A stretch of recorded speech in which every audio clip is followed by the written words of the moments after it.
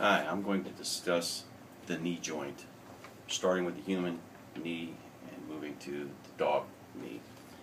Basically, I'm just going to discuss ACL surgery briefly. This is something that I have just recently had to go through. I'm getting ready to do this again with my dog. And I thought someone else might have had to go through this and might want a little information if something like this is going on with you.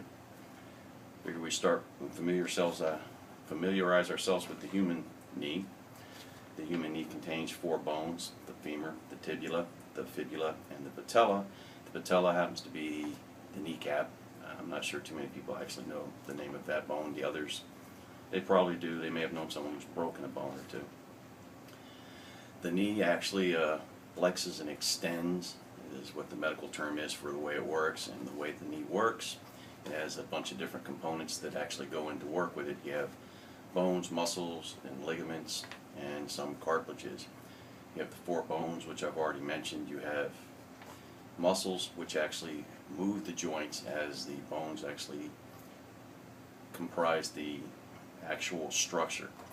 You have the quads in the front, which come across the front of the knee to actually help you move, and you have the hamstrings in the back, which I'm sure a few people, if you've ever played soccer, basketball, football, anything like that, you've heard people say that they've pulled a hammy, and it's quite painful and can take quite a bit of time to heal.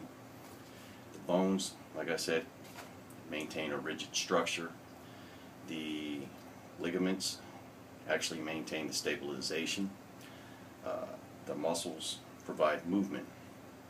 There's cartilage, which is actually involved as well. You have a meniscus and a meniscal. The meniscus actually happens to be like a C-shaped sac that fits between the femur, and that kind of acts as a lubricant along with the bursa. The bursa is a sac of slimy fluid. You've probably heard people, or you've probably heard things on TV where people say they have bursitis. That actually is responding to the fact that the bursa sac has become inflamed, and they need to actually have it reduce in swelling to actually help alleviate that pain. You have bursa sacs within your shoulders, your knees, ankles, and most of your joints.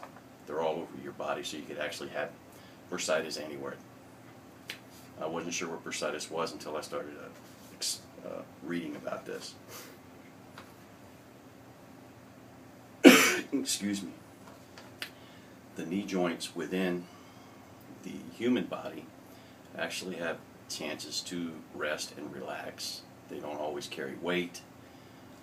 They have less tension, and they become destabilized basically when someone has been traveling at a certain speed, decelerates, and plants their foot very quickly and changes direction, is basically how the ACL ends up getting torn because of the tension when you move. You've seen this with athletes. If you've ever watched football or even baseball, running bases, or somebody in the outfield, they stop, and if they turn, there's a tendency for the foot, when it's planted, to not give, and then the knee has to give when it goes away, and that the ACL is usually what ends up being torn. The dog knee, on the other hand, is always carrying weight at some level, some port of it. It's called loaded ligaments. You notice it with their knees being bent, even when they're standing and relaxing.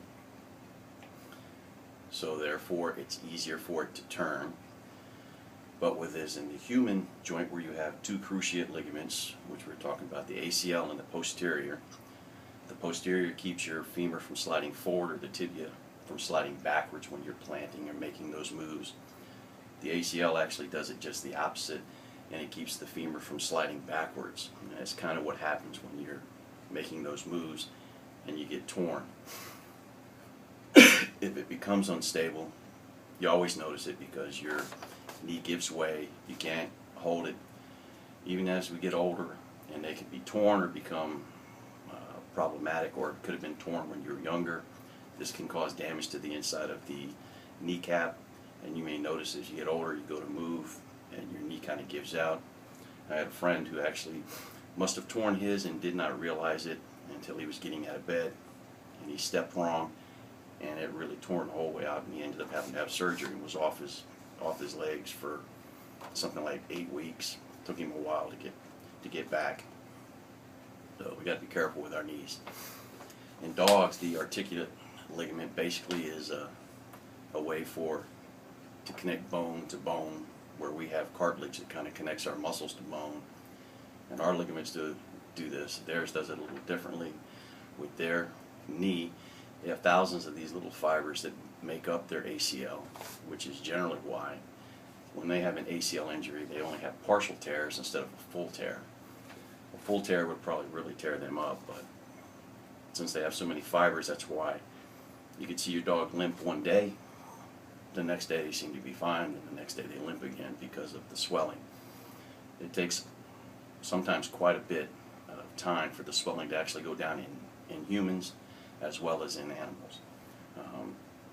When I was doing this research and reading, and they were discussing the human knee and ACL surgery, when or when not to have surgery, it basically said it was best to postpone it for a couple of months to make sure the swelling goes down, because it could take that long for the swelling within inside the knee to actually go down, just so that they could really see what was going on.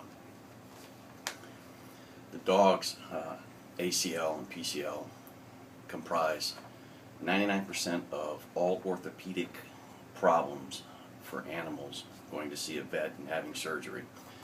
There's such things as hip dysplasia and also broken bones, but the ACL is by far the leading reason for surgeries, 99% of them.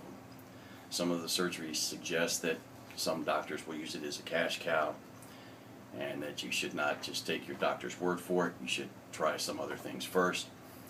I kind of believe that as well. I did the same thing with my dog. I kept her off her leg for 8 weeks and gave her inflammatories and monitored her exercise, and she would do better for a little while, and then it would get worse again. So finally I just had to do it, and she's done well with it on the one leg. Next week we have to do the other one, which is, during the research, which I found is quite common, if you have to have one leg done on the dog, you're probably going to have the other one done as well. And I've noticed it with her favoring one leg over the other leg now that the one leg is fixed and stabilized. The reason for most dogs having these type of problems is because the estimates say that 50% of all animals within the United States are overweight and under-exercised. And I could say if it's any household is like mine, 2 people working, kids in school, dogs are pretty much left home alone. When people come home, they don't always want to exercise them or take them for walks like they normally do, or like they should do. They probably overfeed them. Dogs get overweight, puts more stress on the knees, then it causes problems. And whether we want to really accept the fact or even think about it or not, we think of animals as being part of the family. An animal is an athlete. Dogs are pretty much athletes, running, jumping. That's what they're made to do. So if they do not do this, they kind of lose it. If they lose it, then they don't have the stretching. And if they get out there and run, just as if you were exercising without stretching, you could have injuries. The same thing applies to them. For me, I'm glad to say my dog's not fat. I don't let my dog get overweight.